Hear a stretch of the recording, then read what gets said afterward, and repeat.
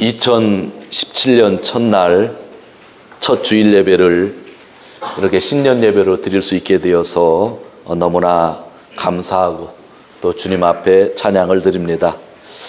하나님은 처음과 나중이 되시는 분이시기에 이 첫 시간을 아주 기뻐하시리라고 저는 그렇게 믿고 있습니다. 오늘 우리가 먹은 이 마음들, 이 마음이 올 한 해 계속되었으면 참 좋겠다라고 하는 생각을 합니다. 새해 인사말이 각 나라마다 좀 다른 것 같습니다. 미국 인사말이나 영국 인사말은 어떻게 하죠? 해피 뉴 이어. 그러면 뉴 이어인데 해피가 무슨 뜻이죠? 즐겁다, 뭐 행복하다 그런 겁니까? 참 즐거운 한 해가 해피한 한 해가 되었으면 좋겠습니다 라는 인사말인 것 같아요. 중국이 뭔지 아세요? 아침에 오면서 차에서들 찾아봤는데 중국 집사님 대단하다. 좀 크게 한번 해보세요. 이걸 합니다. 아주 정확하신 발음이셔요. 제가 차 타고 오면서 아이들 시켜서 그 인터넷에서 발음을 들었는데 아주 똑같아요. 그런데 앞에 신년이라고 하니까 신년에다가 뒤에 한문이 쾌락이라는 한문이더라고요. 가이라쿠, 쾌락. 그러니까 진짜 유쾌하고 즐거운 그 신년이 되게 하라 그런 뜻인 것 같아요. 여러분 이스라엘은 뭔지 아세요? 잘 모르죠. 이스라엘은 신년이 뭐 해피 뉴 이어 할 거예요. 영어들 쓰니까. 그런데 원래 9월 달이 신년이거든요. 날짜는 조금씩 변하는데 걔들이 히브리어를 쓸 때는 샤나토바라고 합니다. 샤나토바. 그냥 무슨 뜻이냐면 그냥 굿이어, 그냥 샤나토바라는 그런 말을 씁니다. 일본이 뭐죠? 오늘 첫사나요. 아케마시테 오메데토 고자이마스. 저는 이 신년 인사말을 쭉 조사를 하고 아침에 듣고 오다가 일본 인사말이 제일 좋다. 제가 그렇게 확신을 하고 왔습니다. 죄송합니다. 한국 사람도 많은데 일본 인사말이 제일 좋다고 그래가지고 신년인데 신년이 아케마시테 신년이 열렸기 때문에 새롭게 왔기 때문에 뭐라고 그래요? 축하합니다. 너무 인사말이 좋잖아요. 새해를 맞이하니까 너무나 좋다. 프랑스에 이런 그 속담 고토화자가 있다고 합니다. 온나또 와인과 후리호가이. 프랑스라고 그래요. 프랑스. 죄송합니다. 여자분들한테 제가 쓴 말이 아니라 몇백 년 전부터 있었던 말이라고 합니다. 온나또 와인과 후리호가이. 그런데 좀 일본 분들한테는 죄송하지만 일본 말에는 비슷한 고토화자가 있는데 뭐라고 하죠? 니오보토 타타미와 아다라시 호가이. 죄송합니다. 설교 속상해서 이런 말을 해서. 그런데 제가 쓴 말이 아니라 봉건 시대부터 있었던 그런 말입니다. 근데 여러분 일본을 살면은 옛날 것 전통을 중요시해요? 새로운 거를 중요시하는 것 같아요? 되게 전통을 중요시하죠. 그런데 인사말은 새로운 것이 주어져서 새로운 해가 와서 축하합니다 하는 거죠. 되게 반대적인 성향을 가지고 있는 것 같아요. 전통이 참 지키기가 힘들었을지 모르지만 새로운 것에 대한 또 가치를 두고 있는 뭔가 바란스가 맞는 그런 인사말 같아가지고 되게 제가 일본 인사말을 좋아합니다. 한국 신년 인사는 뭐죠? 한번 해볼까요? 시작. 새해 복 많이 받으세요. 이 복 많이 받으세요라고 하는 인사말 혹시 다른 나라에도 있습니까? 하여튼 왜 복 많이 받으세요 했는지 모르겠어요. 원래 중국의 그 서경이라고 하는 책을 보면 오복에 대해서 이야기하고 있는데 장수, 물질, 그 다음에 몸과 마음이 강령하다, 건강한 것, 그 다음에 덕을 가지는 것, 그 다음에 제명으로 사는 것 들어보셨죠?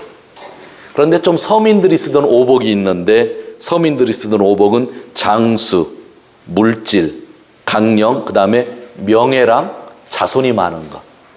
근데 잘 조사해 봤더니 겹치는 것이 중요한 게 두 가지가 있었어요. 한국 사람들이 오복 하는데 요즘엔 이빨도 오복이라고 하잖아요. 그런데 겹치는 게 있어요. 한국 사람이 오복이라고 주장하는 게 다 틀린데 뭐냐면 물질과 건강, 장수, 이 두 가지는 반드시 겹쳐지는 것 같아요. 그래서 우리가 새해 복 많이 받으세요 할 때는 이 두 가지는 반드시 들어가는 거예요. 누가 얘기를 해도. 그렇죠? 돈 많이 버세요, 또 건강하세요 라고 하는 것이 항상 들어가죠. 한국은 수천 년 동안 참 가난하게 살아왔어요. 한국 역사상 가장 잘 사는 때가 지금입니다. 수천 년 역사 속에서 한국이 지금보다 부자였던 적은 없죠. 그래서 아침에 일어나면 우리가 무슨 인사를 했죠? 식사하셨어요? 진지 드셨어요? 했어요. 왜요? 먹고 살기가 너무 힘들어가지고 5천 년 동안에 먹는 게 최고의 테마였어요. 그래서 일어나면 진지 드셨어요? 그랬어요. 밥을 못 먹으면 사람의 몸이 어떻게 돼요? 건강이 나빠지는 것이죠. 그래서 만나면 건강하세요? 건강하십니까? 인사를 하죠. 그래서 한국 사람은 이거를 포함해서 새해에 뭐라 그래요? 새해 복 많이 받으세요 라고 하는. 그런데 일본은 참 전통을 중요시하는데 새해가 되면 새로운 것 축하합니다. 오메데토 고자이마스 하는 거. 나라마다 인사말이 다르다 하는 그런 생각을 합니다. 제가 오늘 이야기를 왜 했냐면 2017년인데 교회에서도 뭔가 새 인사를 해야 될 것 같은데 어떤 인사를 해야 되나 성경을 보면서 고민을 했습니다. 그러면서 제가 오늘 여러분들에게 새 인사를 하나 하고 싶은 것이 있습니다. 새해 신령한 복 많이 받으세요. 저 한번 따라 하시기 바라겠습니다. 새해 신령한 복 많이 받으세요. 우리 확인해 봅시다. 오늘 예배소서 1장 3절을 보시기를 바랍니다. 1장 3절 우리 같이 읽겠습니다. 찬송하리로다 하나님 곧 우리 주 예수 그리스도의 아버지께서 그리스도 안에서 하늘에 속한 모든 신령한 복으로 우리에게 복 주시되. 아멘. 하나님이 우리에게 뭐를 주셨다는 거예요? 신령한 복을 주셨다는 거예요. 각 나라마다 복의 기준이 다르고 한국 사람들은 또 시대에 따라서 복의 기준이 다를 거예요. 그런데 하나님은 우리에게 크리스찬에게 무슨 복을 주셨다고요? 신령한 복을 주셨다는 거예요. 그래서 교회에서 예배 드리는데 오복 얘기할 필요 없잖아요. 신령한 복을 이야기하고 신령한 복을 가지고 올 한해 저희가 살았으면 하는 생각이 너무나 간절합니다. 그러면 하나님이 우리에게 신령한 복을 주셨다고 하는데 그 신령한 복을 확인하라고 하는데 그 신령한 복에 대해서 오늘은 간단하게 성경에 나온 것만 확인해 보려고 합니다. 우리 4절 말씀 같이 읽도록 하겠습니다. 곧 창세전에 그리스도 안에서 우리를 택하사 우리로 사랑 안에서 그 앞에 거룩하고 흠이 없게 하시려고. 아멘. 한국말로 뭐라고 그랬냐면 3절에 신령한 복을 너희에게 주었는데 첫 번째 곧 그랬으니까 여기에 나오는 뜻이 뭐예요? 신령한 복이 무엇인지를 얘기하는 거죠. 첫 번째 신령한 복은 창세전부터 우리가 하나님에게 택하심을 받았다는 거예요. 하나님이 나를 택해줬다는 거예요. 선택했다는 거예요. 에라바랬다고 또. 그것이 뭐라고요? 신령한 복이에요. 여러분 이 자리에 여러분 발걸음을 가지고 여러분 스스로 나왔다고 생각을 하세요? 하나님이 나를 이곳에 불러주셨다고 생각하셔요? 하나님이 불러주신 거죠? 그게 신령한 복이라는 거예요. 이 자리에 있는 우리 모두는 신령한 복을 받고 있는 겁니다. 일본에 와서 가끔 텔레비전을 볼 때마다 재미난 광경을 하나씩 보았습니다. 요즘에는 총리가 잘 안 바뀌는데 얼마 전까지만 해도 총리가 아주 자주 바뀌었어요. 여러분들은 어떤 생각하는지 모르지만 좀 자주 바뀌어도 좋은 것 같아요. 너무 오래 하는 것보다. 근데 총리가 바뀔 때 되면 총리한테 전화만 기다리는 국회의원들이 있다가 전화를 받으면 바로 총리 공간으로 막 오는데 무슨 장관 할 때마다 텔레비전에서 이렇게 보여주잖아요. 그 모습이 너무나 재미있었어요. 그런데 총리에게 선택받은 사람들이 얼굴 찡그리고 오는 사람 한 명도 못 봤어요. 전화 기다리다가 당신은 무슨 국방부 장관에 하면 그냥 그 전화 받고 기뻐서 들어오는 그 얼굴들을 텔레비전에서 진짜 몇 년에 한 번씩은 꼭 보게 된 것 같았습니다. 한 나라의 총리에게 선택을 당해도 이렇게 기쁘고 나를 인정해 주는가 하고 그렇게 삶의 의욕을 느끼는데 우리는 누가 선택해 주셨다고요? 하나님이 나를 선택해 주셨다는 거예요. 이것보다 귀한 복이 어디 있겠어요?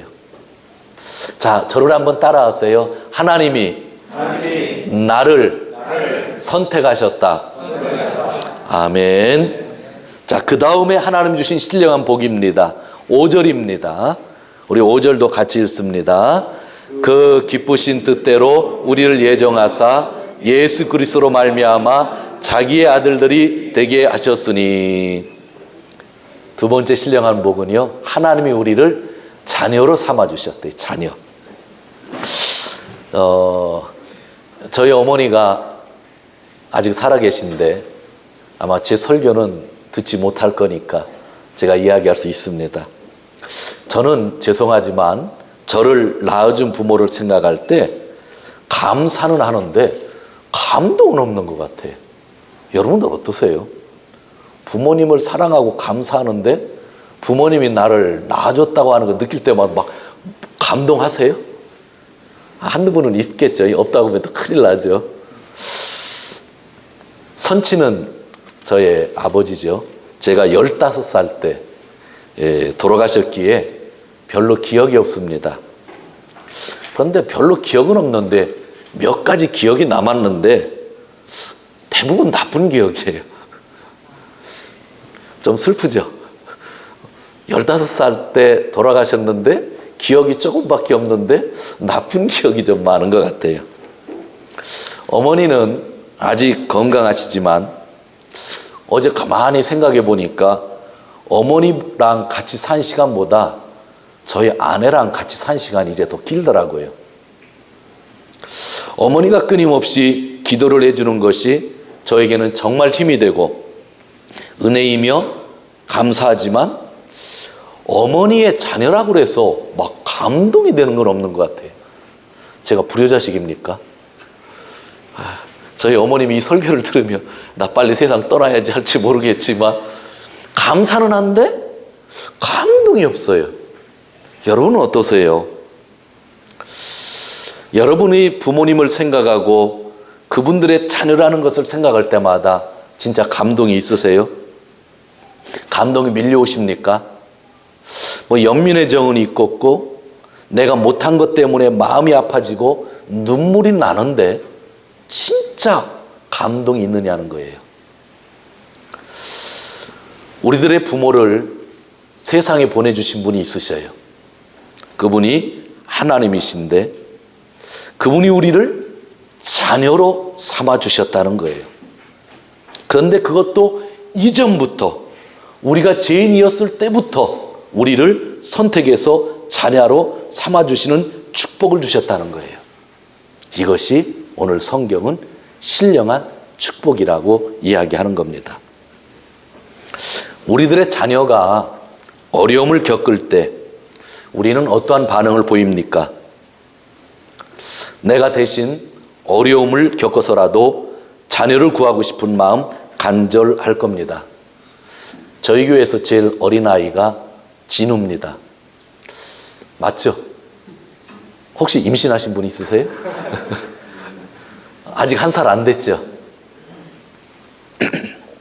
키우다 보면 감기도 걸리죠. 열이 나죠. 여러분들이 아이들 키우다 보면 저도 그랬지만 열이 나면요 얼마나 마음이 아픈지 몰라요. 그냥 저한테 열이 왔으면 좋겠어요. 막 너무 걱정이 돼서 교회 일을 하다가도 그냥 걱정이 너무 많이 되는 거죠. 어떻게 보내나. 어느 때 너무 걱정되면 집에까지 쫓아가서 그냥 아기 데리고 그냥 병원을 제가 데리고 간 적도 있어요. 아내랑 같이. 너무 걱정이 되니까. 아들이 제가 몇 명이죠? 1명인가요? 네, 딸도 1명입니다. 아들이요, 우리 진우 많았을 때 1살이 되기 전에 물에 빠져가지고 숨이 멎은 적이 있습니다. 저도 아기 때 우물에 빠져가지고 숨이 멎은 적이 있다는데 닮을 걸 닮아야죠. 저희 아들도 물에 빠져가지고 완전히 숨이 멎었습니다. 시골이었는데 구급차를 불러도 30분은 걸리겠고, 전화하는 방법도 모르겠고, 응급처치하는 방법도 모르겠고, 아무리 때려도 몸은 반응하지 않고, 지금 생각하면 너무 끔찍해요. 그렇게 당황해 본 적이 없어요. 제가 기도했을까요? 기도 생각도 안 나요. 진짜 그 상황에서는요, 기도 생각도 안 나더라고요. 자가용도 없고, 버스를 타고 이리의 병원까지 가려면 30분 이상 걸리는데, 버스 정류장이 또 멀고, 정말 무엇을 해야 되는지 몰랐습니다. 그냥 저는 아무 생각 없이 아기를 안고 버스 정류장까지 시골길을 그냥 달렸습니다. 버스를 타려고 하는데 아들의 숨이 돌아왔어요. 그래서 그 길로 버스 타고 이리 원광대학 부속병원에 며칠간 입원을 시켰습니다. 그때 저는 무엇을 해야 되는지 진짜 몰랐어요. 그냥 무작정 뛰었어요. 무작정 뛰었어요. 그거밖에 기억 안 나요. 왜 그랬을까요? 제 아들이 저에게는 제 생명보다 귀한 사랑스러운 자녀였기 때문이에요. 여러분들은 어떻게 생각할지 모르지만 저에게는 제 아들 생명이 더 귀해요. 하나님이 우리를 자녀로 삼으셨다고 합니다. 그것도 지금이 아니라 이전부터 마음에 담아두시고 예수 그리스도를 통하여 자녀로 삼아두셨다고 오늘 성경이 이야기하고 있습니다. 하나님은 마음에 담은 자를 계속 지켜보고 계셨습니다. 그런데 자녀로 삼기로 한 자가 죄를 짓고 잘못한 길로 가더니 자기 힘으로 죄의 웅덩이에서 나올 수가 없게 되었습니다. 사망으로 달려가고 있었던 거죠. 그때 하나님은 우리를 자녀로서 보존하기 위해서 이 세상에 육체를 가지고 오셨고 십자가에 죽으시고 우리를 살려주셨어요. 우리는 그런 사랑을 받고 있는 누구라고요? 하나님의 자녀라고요. 내가, 여러분이 진짜 내 목숨을 다해서 내 자녀를 살리려고 했는데 그 거룩하신 하나님께서 인간으로 오셔서 육체를 입고 오셔서 그 목숨을 내어놓고 우리를 살리시고 자녀로 삼아주셨다고 하는 것, 이렇게 아름다운 이야기가 세상 그 어디에 존재합니까? 세상에 수많은 종교가 있고 오늘도 옆에 신사가 있는데 수많은 사람이 거기를 등날라락 하지만 이런 사랑을 어디서 우리가 들을 수 있을까요? 내가 자녀이기에 나를 살리시기 위해 부모이신 하나님이 예수 그리스도의 십자가를 통하여 우리를 생명으로 인도하셨다는 거죠. 그래서 저는요, 하나님을 아버지라고 부를 때 감동이 있습니다. 참 이상해요. 육체적인 아버지 어머니를 부를 때는 미안한 생각은 있고 연민의 정은 있는데 별로 감동은 없었는데 하나님의 이름을 부를 때마다, 그분을 찬양할 때마다 감동이 있어요. 왜요? 우리가 신령한 축복을 받고 있기 때문입니다. 다시 한번 꼭 기억하시기 원합니다. 저를 한번 또 따라하세요. 나는 하나님의 자녀이다. 아멘. 그냥 형식적인 것이 아니에요. 우리에게 생명을 주셨어요. 그래서 우리가 자녀라는 겁니다. 자, 그 다음에 신령한 복 7절을 보도록 하겠습니다. 7절 같이 읽습니다. 우리가 그리스도 안에서 그의 은혜의 풍성함을 따라 그의 피로 말미암아 구속 곧 제사함을 받았다. 아멘. 신령한 축복이 뭐냐면 내가 죄 용서 받았다는 겁니다. 죄 용서. 우리 인간은 아무리 세상의 복을 가지고 있다 할지라도, 오복을 가지고 있다 할지라도 반드시 죽게 되어 있습니다. 예수님이 그렇게 죽게 되어진 우리를 영원히 살게 하기 위해서 죄를 없이해 주셨다는 것, 그것이 바로 십자가의 사건이었던 것입니다. 우리가 살다 보면 죄를 짓지 않을 수가 없었죠. 오늘 새해 첫날에 대표 기도였지만 죄인이라고 하는 걸 고백하면서 죄를 우리가 고백하는 삶을 살아야 된다고 하는 그 기도문의 내용, 또 여러분들 은혜가 되었겠지만 저도 은혜가 되었어요. 우린 매일매일 내가 죄인이라는 것을 확인해야 되고 매일매일 주님이 나의 죄를 용서해 주셨다고 하는 것을 확신해야 되는데, 죄 용서받은 것이 신령한 축복이에요. 저 용서함 받지 않으면 우리가 영원히 죽을 수밖에 없다고 하는 것입니다. 그래서 지난주까지 설교한 요한 1서의 말씀을 보면 이렇게 기록되어져 있습니다. 한번 들어보시기를 바랍니다. 우리가 죄가 없다고 말하면 우리는 자기를 속이는 것이요 진리가 우리 속에 없는 것입니다. 그러나 우리가 우리 죄를 자백하면 하나님은 신실하시고 의로우신 분이셔서 우리 죄를 깨끗하게 해 주실 것입니다. 우리가 죄를 지은 일이 없다고 말하면 우리는 하나님을 거짓말쟁이로 만드는 것이며 하나님의 말씀이 우리 속에 있지 아니합니다. 내가 죄인이라는 것을 고백할 때에 하나님이 우리 속에 있다는 것이고 하나님은 예수 그리스도를 통해서 우리를 용서해 주신다고 하는 것, 이것이 신령한 축복입니다. 그런데 왜 우리가 죄 용서를 받았다고 하는 것을 들을 때마다, 오늘은 감동이라는 단어가 많이 나오는데 왜 감동이 별로 없을까요? 신령한 축복이 죄 용서라는 걸 들었는데 왜 감동이 없을까요? 건강하세요, 돈 많이 버세요 하면 너무 기분이 좋은데 죄 용서받았다고 하면 왜 어느 때는 감동이 오는데 어느 때는 기분이 그럴까요? 그거는요, 내가 죄인이라는 것을 철저하게 고백하지 않아서 그런 거예요. 되게 중요한 이야기입니다. 죄 용서받았다고 하는데 왜 기쁘지 않으신 줄 아세요? 왜 감동이 없는 줄 아세요? 내가 철저하게 죄인이라는 것을 인정하지 않으면요, 죄 용서에 대한 게 감동이 없어요. 내가 부족하고 내가 잘못했고, 부부관계에 있으면 남편이 내가 더 잘못한 것 같고, 부모의 관계 속에 내 자녀가 더 잘못한 것 같고, 단으로서 그것을 철저하게 자기가 회개하다 보면 죄 용서가요 마음에 오는 거예요. 그러나 내가 죄를 회개하지 않는 한 죄 용서에 대한 감동이 없어요. 그래서 십자가를 바라볼 때마다 감동이 있어야 되는 것. 아, 예수님이 죽었구나 하고 끝나는 게 아니라 내 죄를 바라보고 고백하는 것. 그것이 참으로 중요한 것입니다. 마지막으로 신령한 복을 살펴보도록 하겠습니다. 11절입니다. 11절 같이 읽습니다. 모든 일을 그 마음의 원대로 역사하는 자의 뜻을 따라 우리가 예정을 입어 그리스도 안에서 기업이 되었으니. 여기서 기업이라고 했는데 오늘날 한국말로 바꾸면 상속자입니다. 하나님이 나를 뭐로 삼아주셨다고요? 상속자로 삼아주셨다고요. 완전한 구원을 위하여 상속자로 삼아주셨다는 겁니다. 하늘나라를 상속할 수 있는 상속자로 삼아주셨다고 하는 것입니다. 너무나 중요한 이야기입니다. 요한묵시록을 보면 21장 22절에 이렇게 기록되어져 있습니다. 제가 중요한 곳 몇 군데를 읽어보겠습니다.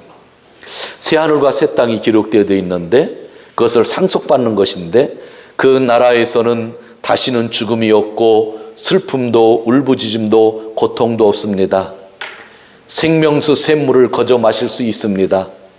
그 나라에서는 건물로 된 성전을 볼 수 없습니다. 왜냐하면 전능하신 주 하나님과 어린 양이 그 나라의 성전이기 때문입니다. 그리고 그곳에서는 해와 달과 별이 필요가 없습니다. 왜냐하면 하나님의 영광이 밝혀주시기 때문입니다. 이게 새 하늘과 새 땅인데 이것을 하나님이 우리에게 상속할 수 있도록 해주셨다는 거예요. 여러분, 한 돌아가실 때 5천만 원 정도 남기시면 상속세 안 물 수 있습니다. 부인이랑 자녀랑 나눠서 신고하면 상속세 안 내도 되는데요. 내가 혼자인데 아버지가 10억엔을 남기고 돌아가시면요, 기쁨보다 슬픔이 많이 있다고 합니다. 왜냐하면 반을 상속세로 내야 돼서. 한 5억엔을 받아서 좋은 게 아니라 5억엔 상속세로 내는 게 너무나 힘들죠. 일본은 55%까지 상속세를 내요. 그래서 혼자일 때는, 가족이 많으면 나누니까 세금이 적어지는데 혼자일 때는요, 반 뚝 잘라서 다 내야 되는 거죠. 그래서 5억엔을 받으면서도 되게 슬프다고 하는 그런 이야기를 합니다. 그런데요, 우리가 상속받는 거는요, 세금이 없어요. 우리가 상속받는 거는요, 아파트 한 채가 아니에요. 우리가 상속받는 거는요, 하늘나라 전체를 상속받는 거예요. 그런 생각 해보셨어요? 새하늘과 새 땅을 전부 상속받는 거예요. 우리가 거기 가서 나눠 갖는 거 아니에요. 그냥 그 나라 전체가 어떻게 되는 거예요? 완전히 우리에게 주어지는 선물, 그것을 완전한 구원이라고 하잖아요. 이게 신령한 복이라고 하는 거죠. 사랑하는 성도 여러분, 저는 오늘 신령한 복을 받고 있다고 하는 것을 강조하고 있습니다. 4가지만 이야기했습니다. 첫 번째가 나는 하나님에게 선택받았다. 두 번째가 나는 누구의 자녀가 되었다? 하나님의 자녀가 되었다. 세 번째가 나는 제사함 받았다. 네 번째가 뭐예요? 상속. 그 새하늘과 새 땅을 일부분을 받는 것이 아니라 진짜 자녀로서 전부 상속받는다고 하는 것. 이것이 크리스찬이죠. 자, 그러기 때문에요, 우리가 남들 쉴 때 예배 드리는 거예요. 억지로 지키는 게 아니라 예배 드리고 싶어서 나오는 거잖아요. 여러분 그렇지 않으세요? 하나님께 헌금할 때에, 전 목사로서 살았기 때문에 여러분들 삶을 잘 모르는데 헌금하기 되게 힘들잖아요. 11조도 해야지, 주일헌금도 해야지, 감사헌금도 해야지, 성경금도 해야지. 감사면 하나면 좋은데 왜 추수감사, 부활절, 뭐 크리스마스도 오늘 같으면 신년감사가 있는지. 목사도 헌금하기 힘든데 여러분 진짜 힘들겠어요. 제가 존경스러워요. 그런데 그럼에도 불구하고 어느 때 생각해 보면 우리가 자꾸 힘들지만 기쁨으로 드리잖아요. 왜 그래요? 이러한 신령한 축복을 받고 있으니까요. 어느 때는 예수님을 증거하기가 너무나 힘든데 왜 세상에 나가서 전도를 해요? 이렇게 신령한 축복을 받고 있으니까 전도를 하는 거잖아요. 서로 사랑하라고 그랬죠. 여러분 사랑하시죠? 서로 사랑하시죠? 우리 아멘으로 한번 해요. 서로 사랑하시죠? 아멘. 그런데 왜 서로 사랑해요? 이렇게 신령한 축복 받고 있으니까. 사랑하지 말라고 해도 사랑하잖아요, 여러분들. 안 그래요? 전 그런데 진짜 여러분들 생각할 때마다 사랑의 마음이 나오잖아요. 기도할 때마다 그런 마음들이 나오는 것이잖아요. 자, 이것을, 이 4가지 축복을, 신령한 축복을 누가 보증해 주면 참 좋겠죠. 우리가 무슨 일을 할 때마다 도장을 찍는 보증인이 있으면 좋은데 일에 대해 보증이 있으시는 분이 있어요. 그것이 오늘 13절, 14절에 나와요. 13절, 14절 같이 읽도록 합니다. 그 안에서 너희도 진리의 말씀 곧 너희의 구원의 복음을 듣고 그 안에서 또한 믿어 약속의 성령으로 인치심을 받았으니 이는 우리의 기업의 보증이 되사 그 얻으신 것을 구속하시고 그의 영광을 찬미하게 하려 하심이라. 아멘. 이 신령한 축복을 누가 보증하신다고요? 성령님. 제가 아무리 설교를 하고 이 배명덕이가 목숨 걸고 보증합니다 그러면요, 여러분들이 믿습니다 하실 수 있어요. 근데 저랑 사이가 좀 나빠지면 하나도 안 믿어요. 그게 인간들이에요. 그런데 이것을 누가 보증해 주셔요? 성령께서. 제가 이걸 대언하고 있는 거예요. 그러니까 믿을 수 있는 거예요. 내가 신령한 축복 받았다고 하는 것을 믿을 수 있는 거는 성령께서 보증해 주시는 거예요. 성령이 도장 찍었다고 오늘 성경에서 이야기하고 있는 것입니다. 마지막으로 오늘 말씀을 정리하려고 합니다. 10절을 한번 보시기를 바랍니다. 원래는 8절부터 읽으면 좋은데 10절만 읽도록 하겠습니다. 하늘에 있는 것이나 땅에 있는 것이 다 그리스도 안에서 통일되게 하려 하심이라. 아멘. 이 짧은 9절 3절에서 14절 안에 작년에 수요일 날 나오신 분들과 함께 한 단어를 씌워봤습니다. 그리스도 안에서라고 하는 단어가 몇 번 나오는가? 그런데 10번이 나왔는데 오늘 10번은 다 찾을 수가 없고 제가 신령한 축복이라고 하는 것, 신령한 복이라고 하는 부분만 한번 찾아보겠습니다. 4절 제가 읽겠습니다. 곧 창세전에 그리스도 안에서 우리를 택하사. 누구 안에서 택하셨다고요? 그리스도 안에서. 자, 5절이요. 제가 봅니다. 그 기쁘신 뜻대로 우리를 예정하사 예수 그리스도로 말미암아 아들이 되게 하셨다. 누구로 말미암아요? 그리스도로 말미암아. 7절을 보시기 바랍니다. 우리가 그리스도 안에서 그의 은혜의 풍성함을 따라 그 피로 말미암아 구속 제사함을 받았으니. 누구 안에서요? 그리스도 안에서. 마지막 11절도 보시기 바랍니다. 모든 일을 그 마음의 원대로 역사하시는 자의 뜻을 따라. 이게 누구예요? 예수님이잖아요. 그리스도의 뜻을 따라 우리가 예정함을 입어 그 안에서. 그라고 하면 당연히 누구예요? 그리스도 안에서 우리가 상속자가 되었다. 하나님께서 우리에게 신령한 축복을 주셨는데 전부 누구 안에서? 그리스도 안에서. 여러분, 내가 신령한 축복을 받았습니다 고백하는 건 좋지만 이 신령한 축복을 확인하고 늘 감사하고 산다고 하는 것이 또 그렇게 쉬운 일은 아니에요. 그러나 누구를 붙잡으면 계속 신령한 축복 속에 있게 되는 거예요? 예수 그리스도. 그리스도 안에서 주어진 축복. 저는 올 한 해 여러분에게 이 말씀을 가지고 축복하며 말씀을 드리는 겁니다. 진짜 그리스도 안에 모든 축복이 있는 거예요. 거기에 구원이 있고요. 거기에 진짜 모든 축복들이 다 들어가 있다고 하는 거죠. 그래서 우리에게 구원을 주신 그 그리스도를 닮아가며 사는 것. 그것이 우리가 부려야 될 그러한 찬송이 되고 또한 그러한 기도 제목이 되는 말씀을 겁니다. 생각하면서 이 찬양을 생각하면서 잠시 같은 음성으로 동성으로 기도하는 시간 갖도록 하겠습니다. 주님이 나에게 신령한 복 주신 것 마음에 담고 예수님 안에 주어졌다는 것 생각하고 나의 기도의 제목이 예수님 안에 있음을 이 시간 같이 고백하는 시간 갖도록 하겠습니다. 아버지 하나님 진심으로 감사합니다. 오늘도 하나님께서 저희들을 예배 시간을 불러주시고 신년 예배로 드릴 수 있도록 인도해 주신 것 진심으로 감사합니다. 우리가 새해 신령한 복 받은 자를 확인할 수 있도록 예배소 1장을 통해서 말씀해 주신 것 진심으로 감사합니다. 하나님이 나를 택해 주신 것 신령한 복입니다. 하나님이 나를 자녀로 삼아 주신 것 신령한 복입니다. 하나님이 나를 제사하여 주신 것 신령한 복이었습니다. 하나님이 그 새 하늘과 새 땅의 상속자로 삼아 주신 것 신령한 복이었습니다. 이 모든 신령한 복을 부족한 저에게, 죄 있는 저에게 보내주신 것 너무나 감사합니다. 그러나 이 모든 것 예수 그리스도 안에서 주어졌다고 하는 것 다시 한번 느끼게 됩니다. 주님 붙잡고 올 한 해 승리하며 살 수 있는 내 자신 되게 하여 주시옵소서. 예수님 외의 것은 바라보지 않도록 하여 주시옵소서.